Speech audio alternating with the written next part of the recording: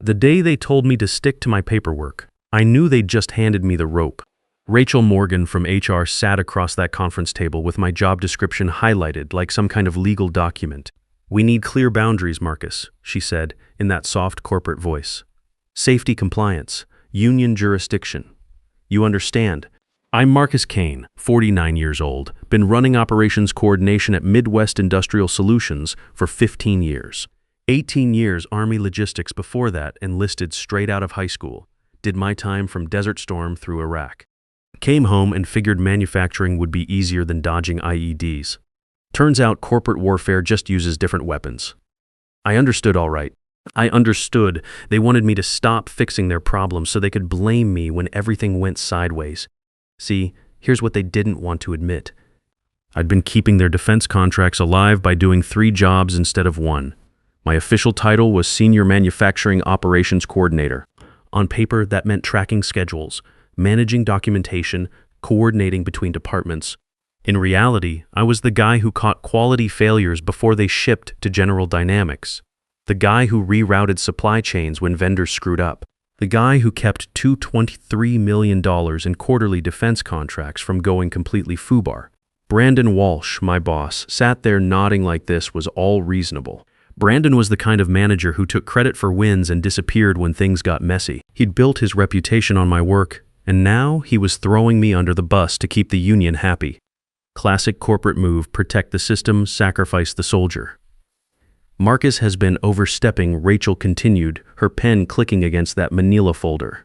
"Quality department filed formal complaints. Floor supervisors say you're interfering with their chain of command."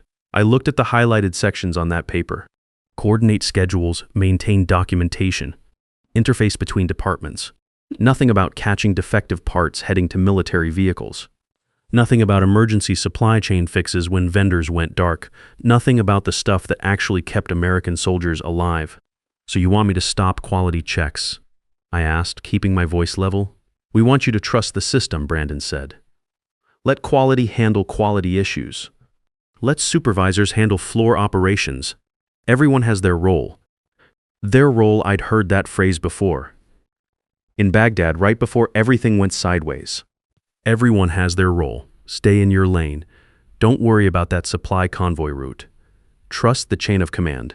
3 good soldiers died because someone stayed in their lane instead of checking the intelligence reports. But this wasn't Iraq. This was corporate America, where covering your 6 meant something different. Here it meant covering your ass with paperwork while real problems got buried in bureaucracy. So I picked up that pen, tapped it once against the highlighted paper, and said the words that would change everything. "Copy that. I'll follow the job description exactly as written." Rachel's shoulders dropped like she'd been holding her breath. Brandon's smile got that satisfied look managers get when they think they've solved a problem. Neither of them understood what they'd just done. They'd taken their best troubleshooter and turned him into a paper pusher. In the military, we call that tactical stupidity. I walked out of that glass conference room knowing they'd just made the biggest mistake of their careers.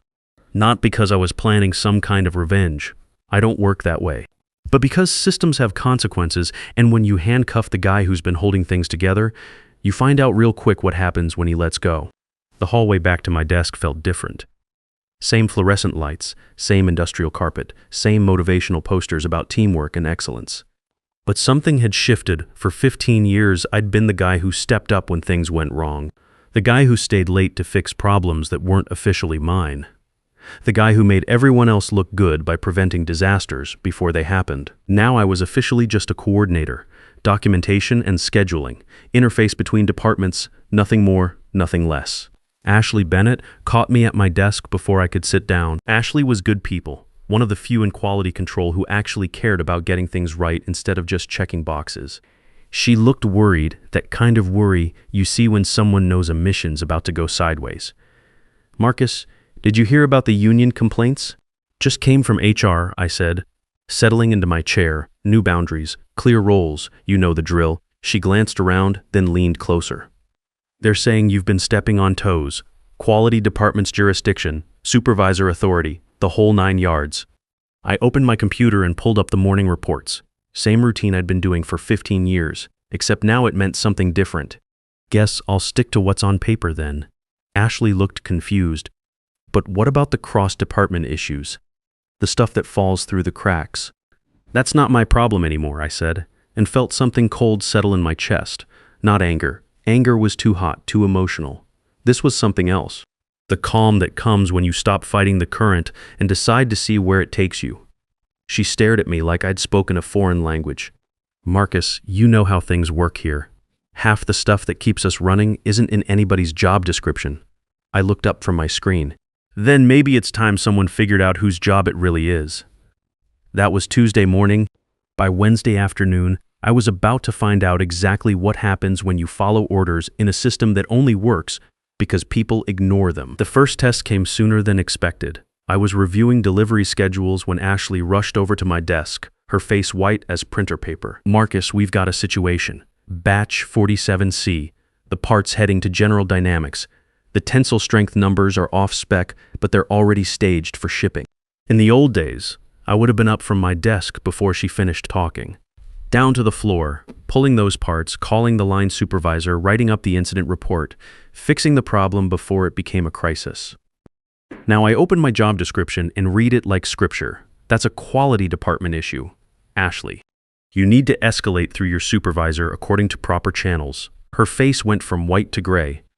Marcus, you know how this works. By the time it goes through channels, that shipment's on a truck to Ohio.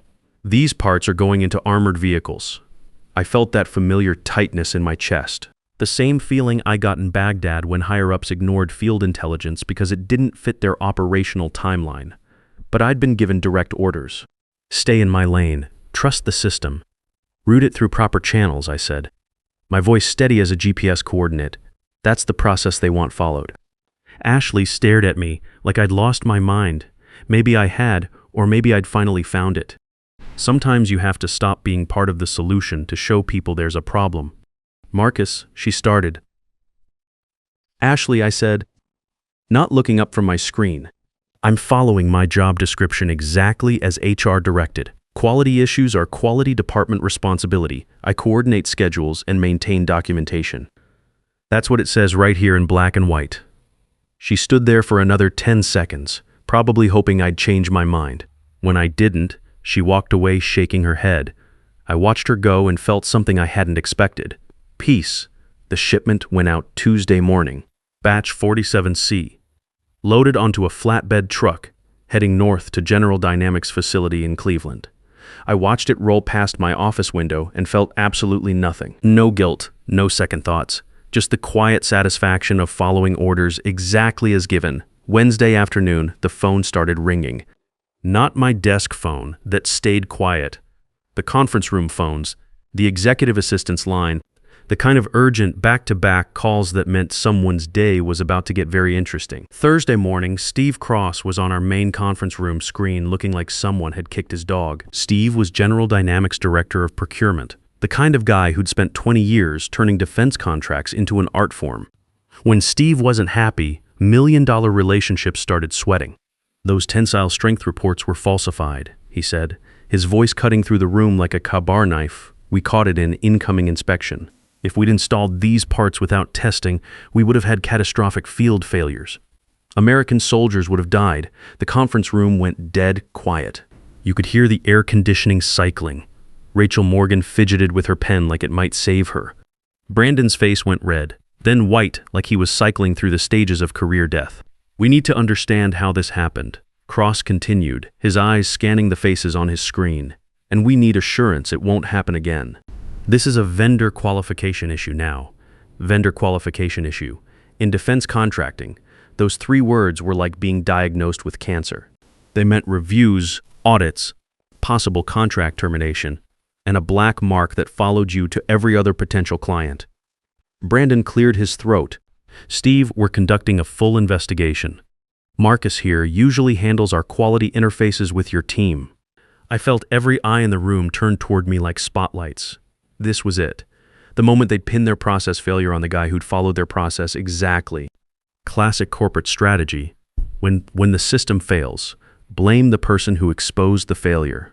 Actually, I said, keeping my voice as level as a surveyor's transit, quality interfaces aren't in my current scope. Per HR directive, I'm limited to documentation and scheduling coordination. The silence stretched like a tripwire. Cross leaned forward on his screen. Are you saying you knew about this quality issue and didn't flag it? I'm saying I was formally instructed to stay within my defined job description boundaries. Quality issues are handled by quality department personnel through established channels. Brandon jumped in like he was diving on a grenade. Marcus, that's not what we meant in the meeting. That's exactly what you meant, I said, sliding the highlighted job description across the table. The paper made a soft whisper against the wood. This was a formal HR directive. I followed it to the letter. Cross picked up the document from his end, somehow probably had someone scan and send it. He read it slowly, his expression shifting from confusion to understanding to something that looked suspiciously like respect. 25 years of military procurement had taught him to recognize when someone was getting hung out to dry by their own command structure. I see, he said, his voice carrying a weight that made Brandon shift in his chair. This changes our contract renewal discussions considerably. After the call ended, I walked back to my desk feeling lighter somehow. Not because I'd won anything, there were no winners in that room, but because for the first time in 15 years, I'd followed orders instead of fixing problems, and everyone got to see what that actually looked like. Brandon appeared at my cubicle within 10 minutes. He didn't sit down, just leaned against my desk partition with that fake friendly smile managers practice in the mirror. Marcus, you're making this harder than it needs to be. We're all on the same team here. I looked up from my keyboard, are we? Because teams usually have each other's backs. They don't hang people out to dry and then blame them for following direct orders. His smile got thinner, like someone was adjusting the dial. Look, I understand you're frustrated about the role clarification, but this attitude isn't helping anyone. My attitude? I'm doing exactly what HR directed me to do, exactly what you sat there and agreed with. HR works for the company, Marcus. So do you. That phrase hit me like a flashbang grenade, clean, simple, and completely revealing. HR works for the company. Translation: the rules exist to protect the system, not the people in it. When the system needs a scapegoat, the rules change. When the system needs a hero, the rules disappear. Roger, that I said. And right now the company wants me to stick to my job description, so that's what I'm doing. Brandon's face cycled through expressions like he was running diagnostics. Confusion, frustration, calculation, and finally something that looked like recognition. He was starting to understand that I wasn't being difficult. I was being precise. Marcus, he started, then stopped. He stood there for another 30 seconds, probably trying to find the right corporate speak to make me bend. When he couldn't, he walked away. That night, I sat at my kitchen table with my son's college acceptance letter, Ohio State engineering program, $47,000 a year, including room and board. My wife was at her book club, probably talking about everything except the medical bills that kept showing up from her surgery 6 months ago. The mortgage had 12 years left. At 49, with 2 teenagers and a wife recovering from a major operation, I couldn't afford to lose this job. But I also couldn't afford to keep playing their game by their rules while they changed the rules every time it suited them. I opened my laptop and started typing. Not a resignation letter or some angry manifesto. Just a timeline. Dates, meetings, directives, and outcomes. 20 years in the Army had taught me one fundamental truth. When the shooting starts, the only thing that matters is what you can prove. The next morning, there was a meeting request in my inbox. Performance discussion with Rachel Morgan and Brandon Walsh. No agenda, no context, just a calendar invite and the corporate equivalent of a death sentence. I printed my timeline. 3 pages of dates, facts, and direct quotes. Then I put on my best shirt and walked into that glass conference room like I was reporting for duty. The performance improvement plan was waiting on the table like evidence at a court-martial. Concerns about flexibility and collaborative engagement. The document read: resistance to cross-functional support initiatives. Negative impact on client relationship management.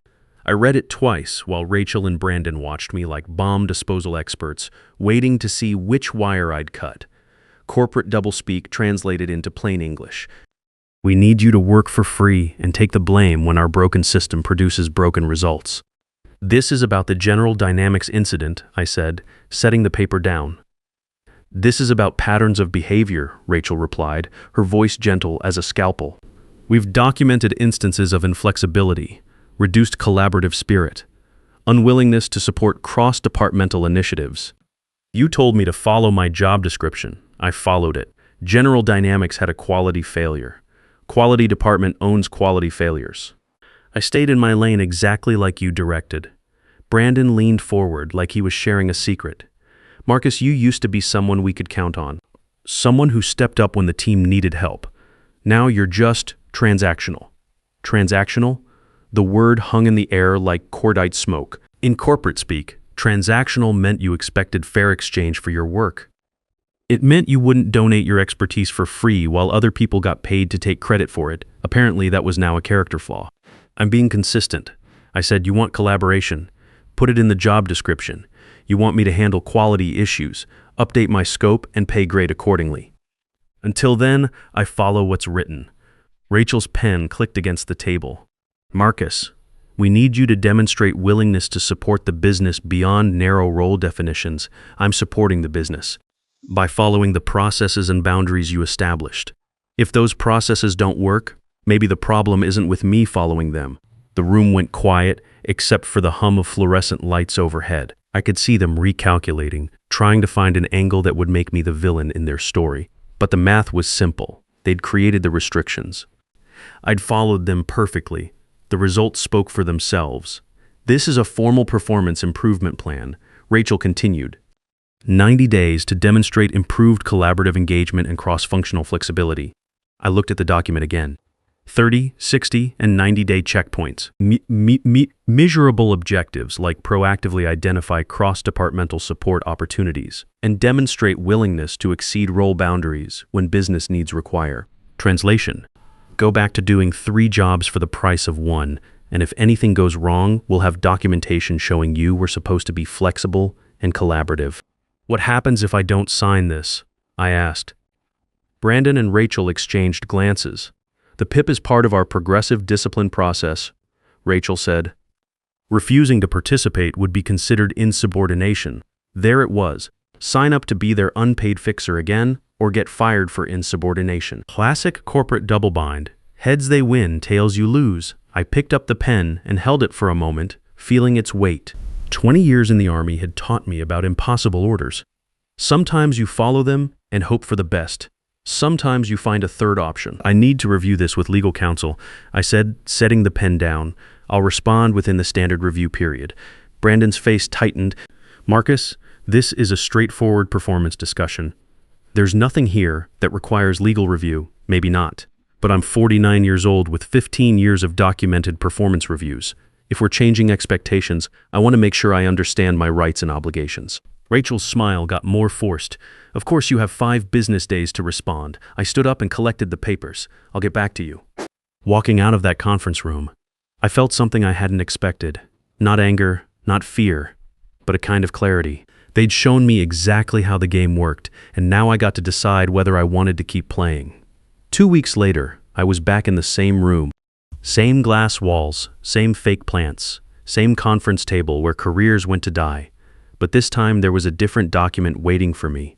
Workforce restructuring, Rachel said, her voice carrying that practiced sympathy managers use when they're about to ruin your life. We're eliminating the operations coordination role, effective immediately. Brandon nodded like he was doing me a favor. The company's moving toward a more streamlined operational model. We'll be redistributing those responsibilities across existing roles. I looked at the severance package, 2 weeks' pay, health insurance through the end of the month, standard release forms absolving them of any wrongdoing, the usual corporate burial ceremony. So this position doesn't exist anymore, I asked.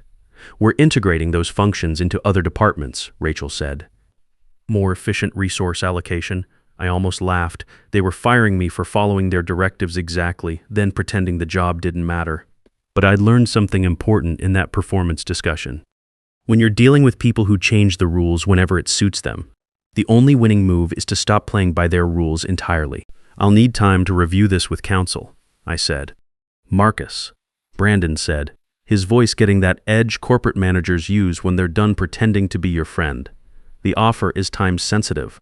We need a response today. Then you'll have one within normal business hours after appropriate review. I didn't argue about the decision. Didn't ask why they were eliminating a role they just said was essential to cross-functional collaboration. Didn't point out the obvious contradictions in their story. I just collected the papers and walked out like a professional. My badge stopped working at 5 p.m. that day. 15 years of dedicated service, and they cut me off like a disconnected phone line. 20 years Army, 15 years civilian, and I was back to being a veteran looking for work. But something funny happened as I cleaned out my desk. Instead of feeling defeated, I felt something else entirely: relief. Like I'd been holding my breath for 15 years and finally remembered how to exhale. That night, my phone rang. Unknown number with a Cleveland area code. Marcus Kane? This is Steve Cross from General Dynamics. My stomach dropped like I'd stepped off a cliff. Yes, sir. I heard about your situation at Midwest. They said you were let go in a restructuring. That's correct. Cross was quiet for a moment, and I could hear office noise in the background. Phones ringing, conversations, the sound of a business that actually functioned. Marcus, we've got a problem.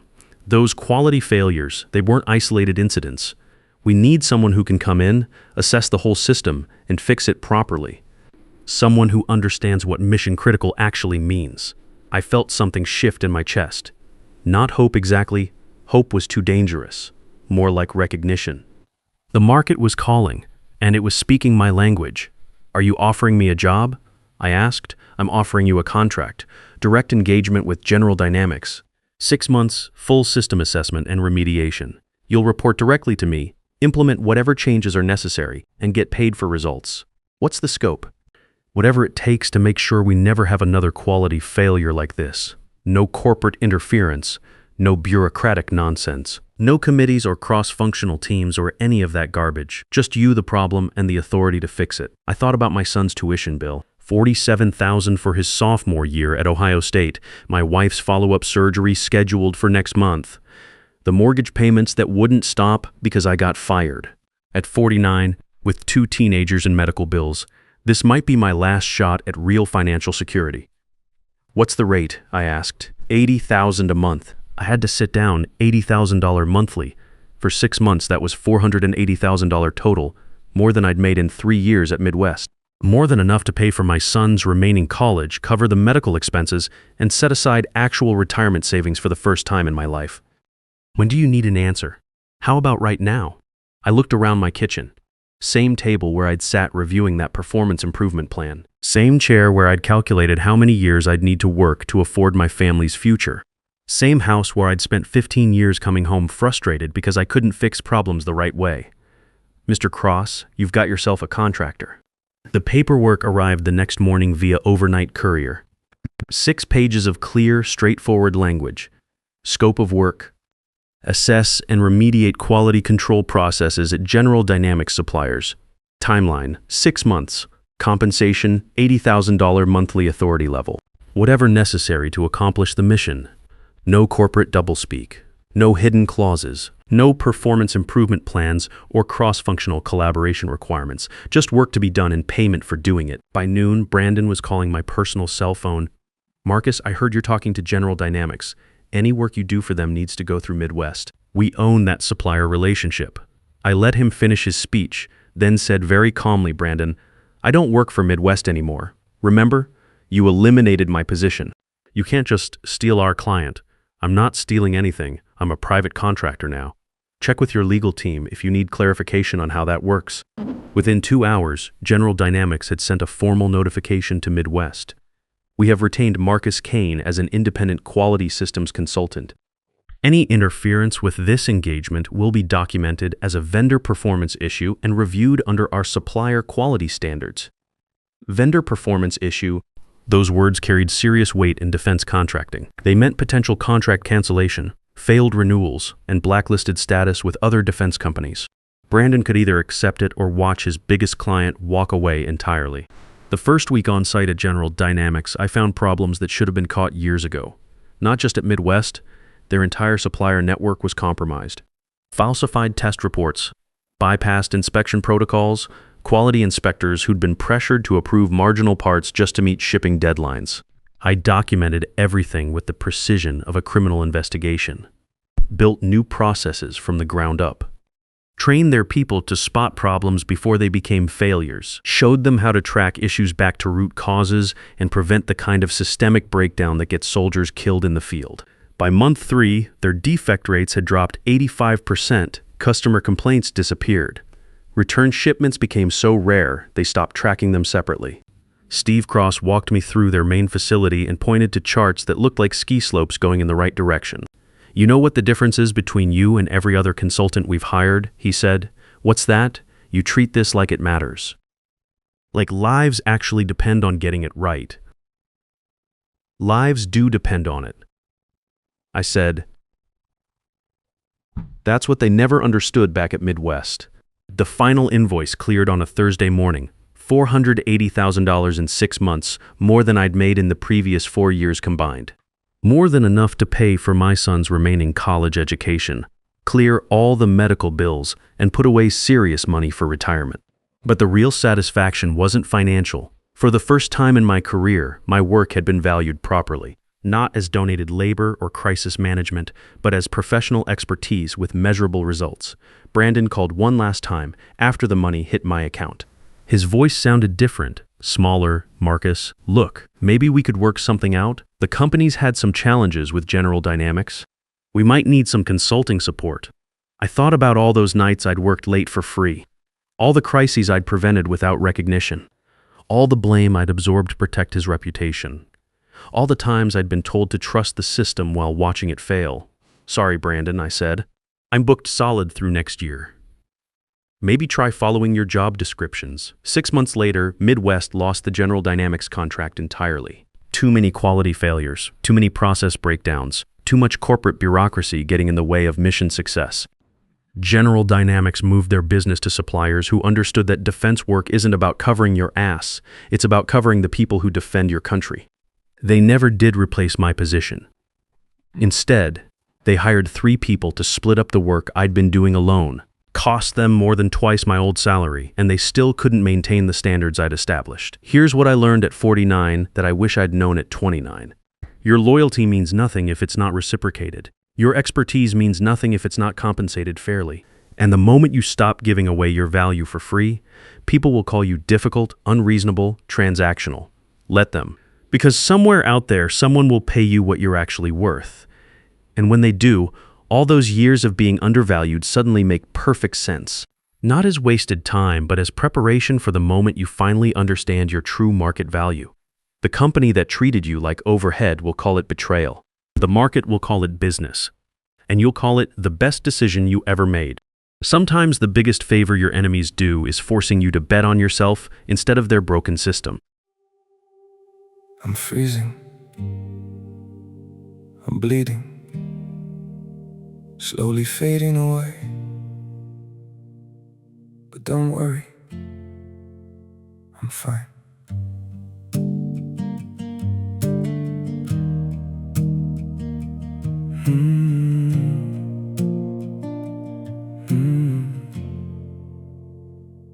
The cold has settled in my heartbeat, like winter living in my veins. Every breath feels numb and fragile. Every smile just hides the pain. I'm breaking quietly in silence, falling slow without a sound. Yet I keep saying I'm okay, while my world burns to the ground. I'm frozen here, I'm bleeding slowly, dying piece by piece inside. But I still whisper, it's alright, just to keep you from goodbye. I'm shattered, love, but don't you worry, I'll pretend till my last breath. Even while my soul is fading, I'll say everything's okay. Maybe pain just learned to live here. Maybe sorrow feels like home. So I wear my wounds like armor and survive them all alone. I'm frozen here, I'm bleeding slowly, dying piece by piece inside. But I still whisper, it's alright, just to keep you from goodbye. I'm shattered, love, but don't you worry, I'll pretend till my last breath. Even while my soul is fading, I'll say everything's okay. If you ever see me smiling, no, it's just my last defense. 'Cause sometimes love means hiding how much you're suffering. No, I'm frozen here, I'm bleeding slowly, dying piece by piece inside. But I still whisper, it's alright, just to keep you from goodbye. I'm shattered, love, but don't you worry, I'll pretend till my last breath. Even while my soul is fading, I'll say everything's okay. It's okay.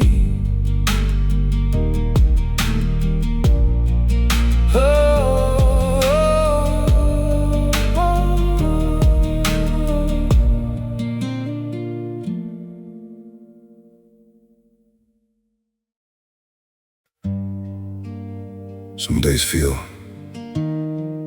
off, like I'm standing but still falling. A little pain, a little tired, and no one to tell it all to.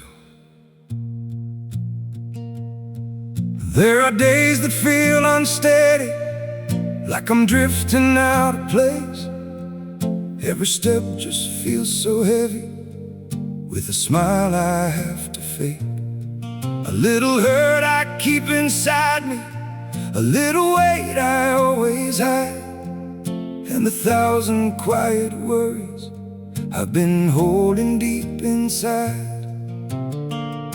There's no one here to tell it to, no one who would understand. So I carry all these feelings like they're slipping through my hands. A little broken, little lost, trying hard to just get through. All these nights I stay awake with everything I never say to you. I keep walking through the silence like it's all I've ever known. Every crowded room reminds me how it feels to be alone. There's no one here to tell it to, no one who would understand. So I carry all these feelings like they're slipping through my hands. A little broken, little lost, trying hard to just get through. All these nights I stay awake with everything I never say to you.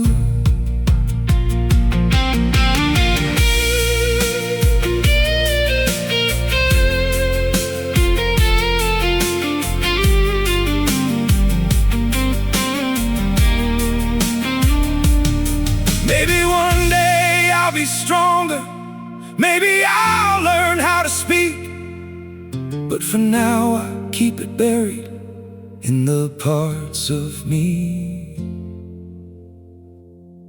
too weak.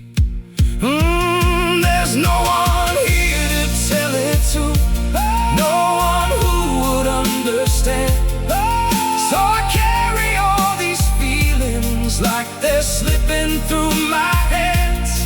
A little broken, little lost, trying hard to just get through. All these nights I stay awake with everything I never say to you.